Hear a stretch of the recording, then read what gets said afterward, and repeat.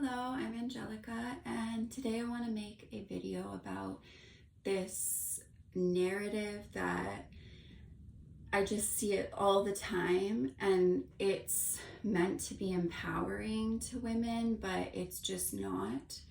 So I want to talk about it, and it's about the menstrual cycle narrative. And menstrual cycle awareness is definitely a next step for women after, the trend of just like putting girls on birth control when they're like 14, 15. And menstrual cycle awareness in terms of honoring that women have a monthly cycle rather than a 24-hour cycle like men. That's great. But this narrative about ovulation being the peak of the cycle in terms of feelings of hope and positivity and physical beauty versus the luteal phase where, you see all this study that gets referenced a lot of men rating women on attractiveness levels, and they choose the women that are ovulating versus the women who are in their luteal phase closer to bleeding. And what I want to say about this is that obviously those kinds of studies, they're not lying. You can't argue with that. However, studies are really not as comprehensive and deep as people treat them like they are. Like they are just like absolute evidence and proof of one specific inference that is made. And I also want to make a distinction between women who are working with their menstrual cycle in an alchemical way, which a lot of people would consider witchcraft or it's not necessarily how the majority of women are using their menstrual cycle. So I do concede that, like, for women who are just getting dragged along this rhythm of their menstrual cycle, there is going to be just like this point in the cycle where you're up and then this point in the cycle where you're down. But the deeper that we become aware and willing to surrender to the task at hand within each part of the menstrual cycle, the more that we can alchemize our beauty into distinct archetypal expressions so that we're not just telling women that you're most attractive at this time of your cycle and then every other aspect of your cycle you're not as attractive. So this is really just a limited perspective of the menstrual cycle because it's only getting to that layer that I've mentioned a lot on my old YouTube. Not a lot, but there's a few videos where I talk about this, where it's like the Darwinian model of just like survival of the fittest, and for women it's just about attracting the best mate possible, and you only have a small window of time to do it. It's really like a scarcity mindset, and we are evolving out of this. And things happen, spiritual evolution happens in the women first, and then it comes through the men afterwards. So what I would so men lead in the material world, they initiate things in the material world, and women initiate things in the spiritual world. So for a woman who's just being dragged along the rhythm of the menstrual cycle, like I said, there's going to be a point where she's up and a point where she's down. And this can be tracked because of the hormonal fluctuations, and you can assign this meaning to the hormonal fluctuations that's only within the context of attracting a mate and the survival of the fittest and the cycle of death and life within the womb. But when you go to a deeper and higher level of embodiment of the menstrual cycle, each phase has a very distinct momentum to it that is designed not just to improve your own life, but the life of everyone around you as well.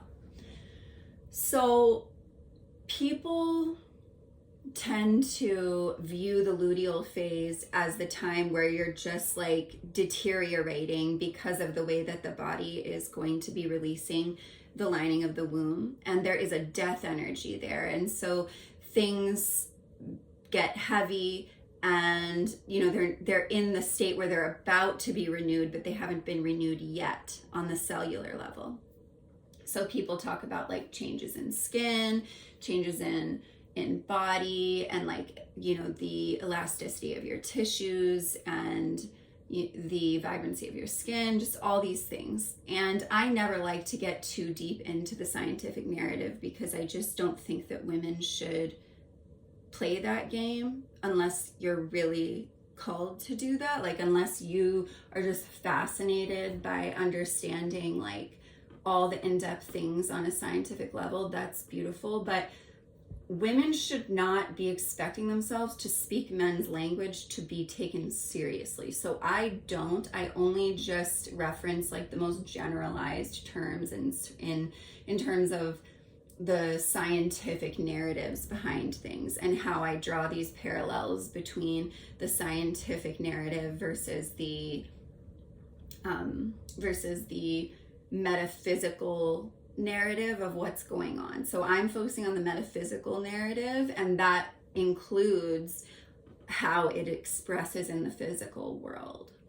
So for one thing, at ovulation, there is this kind of idea that that's when a woman has the highest libido. And this is my number one like grief that I have with this narrative, because I don't believe that is the natural design of women at all. I think that sex should be a high level priority at every part of the menstrual cycle. And I think that if women are not experiencing a high libido at every point of their menstrual cycle, I think that they are in denial of some aspect of their womanhood. So, and that doesn't mean that there aren't certain life paths and points on your journey when sex is not chosen, like you're not choosing to engage in sex, but this narrative that like, oh, I'm ovulating, I have to get sex right now, and like it's taking a lot of the spiritual meaning out of sex when we say that women just want to have sex because they're ovulating, like it's just a means to an end. And this is my issue with like almost all narratives about sexuality, that it's just a means to an end. It's just to procreate. It's just to get the baby implanted. It's just to further humanity. Like, that might be one level of it, but it's so much more complex than that. And it's kind of irreverent to think that sex is just a means to an end in every way. So what I notice about ovulation for myself and observing other women as well is that the desire to be engaged with at ovulation is very real on the sexual level.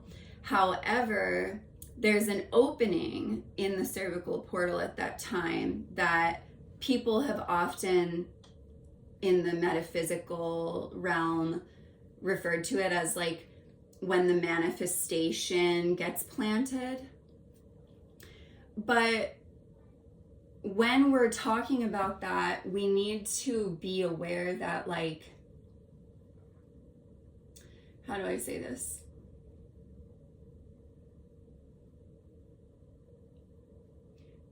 for instance, if you don't have sex given to you during ovulation, you have to be able to hold the charge of that opening.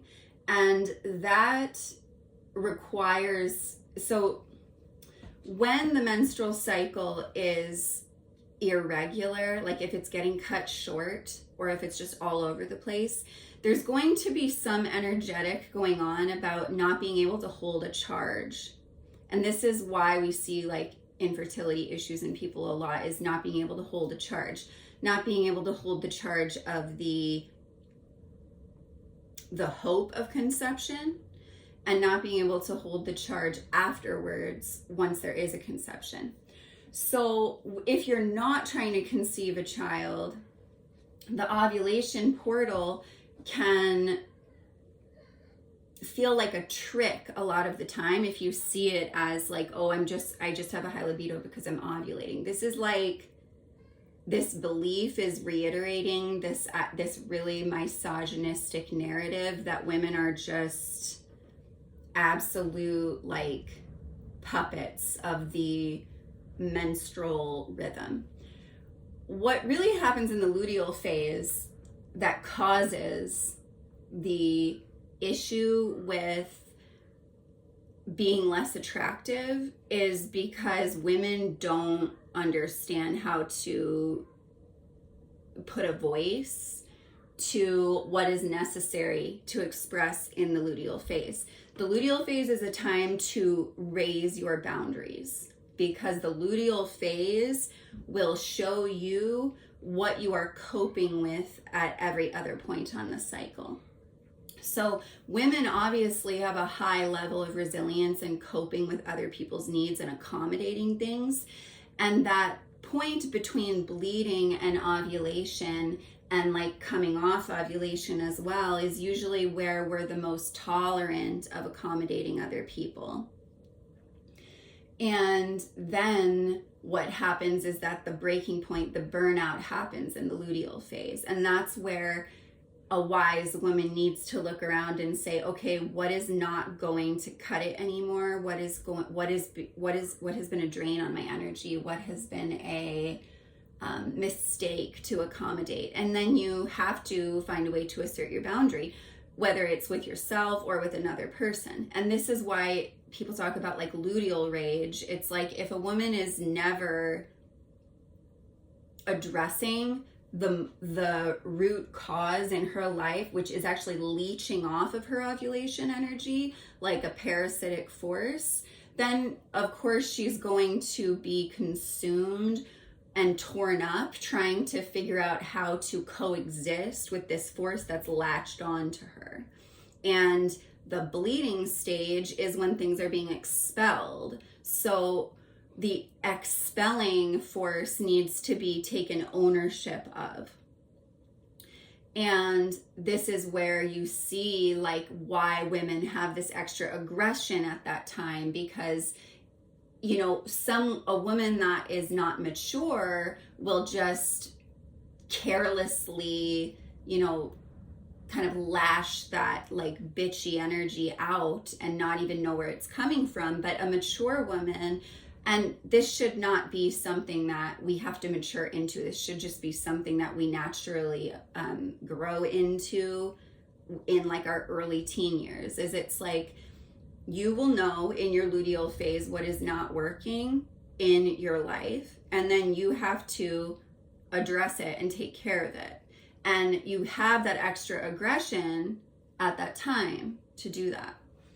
Now, the bleeding stage, I do believe that the aura expands several feet when you're bleeding, and this is why I believe women are naturally inclined to isolate themselves when they're bleeding. And this is also why I'm not into the red tent idea at all, because you've got all these women bleeding in a close space together. It's like, I actually think it's cruel, because the blood time, and you can watch my video on the blood rights that I just put out last month, the bleeding time represents the time where the woman is 100% in contact with her own territory, because the territory starts to literally leak out of you. And if you were not catching the blood or wiping the blood away, that territory would be trailing along everywhere you went. So the fact that, of course, we're like hiding that all the time, we're taught to just like hide that we're bleeding, is so cruel and dumb. But when you are in your luteal phase, what is the difference between being cute and pretty and being sexy? People usually associate that sexy energy with ovulation, but in my opinion, the really like kind of fierce sexiness is more available to you in the luteal phase. And it's actually the space between ovulation and the luteal phase. Well, I know that's not the correct scientific way of explaining this, but the space between usually the third week is where you start to come down from the enthusiasm to meet life in the ovulation, and you start to come into this like, I don't want to meet this anymore because this is not serving my life. And then I believe it's natural to have a slight withdrawal from the world at that point and process that. But then around day like 24, 25, 26, like that is a very powerful time for your beauty. And I just hate this narrative that like beauty is only accessible to you for like a 24-hour window of time. Your peak beauty is only accessible to you for 24 hours, or just like, the few days where you're leading up to that. It's just another narrative that women are kind of grasping onto because they don't know how to claim their feminine identity. And it's actually really disempowering because it's making you believe that you are less valuable on the beauty level, like for 25 days of the entire month. It's just not. Just checking when my babysitter is done here. I've got 10 more minutes to finish this up. Okay, so I'm sure I'll forget some things about this, but basically every hormonal fluctuation is not just a hormonal fluctuation. And when we just treat it like an total arbitrary, meaningless thing, we're really desecrating what being a woman is. We're not taking responsibility for directing that energy spiritually. And it's just like, this is where like if women were fully embracing their womanhood, they wouldn't be memorizing hormone charts. I just don't think this is true. And again, if you are a woman who just like absolutely 100% in your heart is inclined to do stuff like that, that's great. But like something that I say a lot is that like a man should never expect you to speak to him like a man. He should not expect you to like bring data and evidence to the table. He should not expect you to speak in scientific terminologies that you have to literally be trained into. Like that's why like when people just took a woman at face value instead of forcing her to prove herself through all these masculine terms, like we would at least be able to be like the word of a woman. Maybe someone doesn't value the word of a woman, but like the people that did value the word of the woman, it was because it was the word of a woman, not because it was the word of a woman speaking a man's language. And so like when you are giving yourself this really elaborate narrative of how you're scientifically locked out of your highest like sexual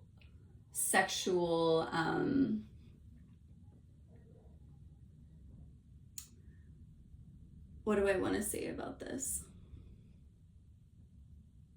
the expression of your femininity. It's just like you can be physically beautiful in equal measure at every point on your cycle. You just have to be fully owning what archetypal expression is going on at that time.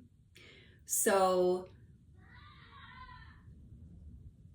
when you are meant to withdraw from the world, and maybe in that moment it's because you feel ugly or just not presentable, but that's not going to be like an entire 3 weeks of your cycle. It really is just another way of like pushing female expression down and creating a lot of insecurity.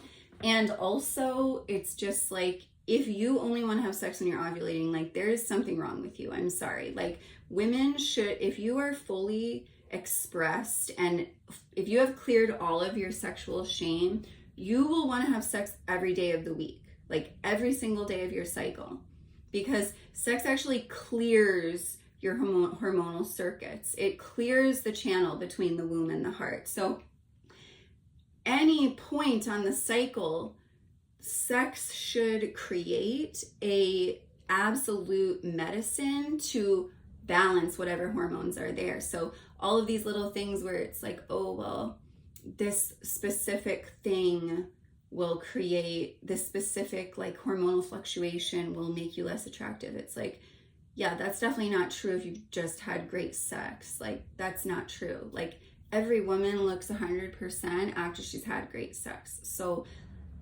this is just such a distraction from female empowerment. And that's all I want to say for now. I have a class, Alchemy for Bleeding Time, that you can check out on my website. And yeah, I also have my Substack full of free articles. So thank you for watching this.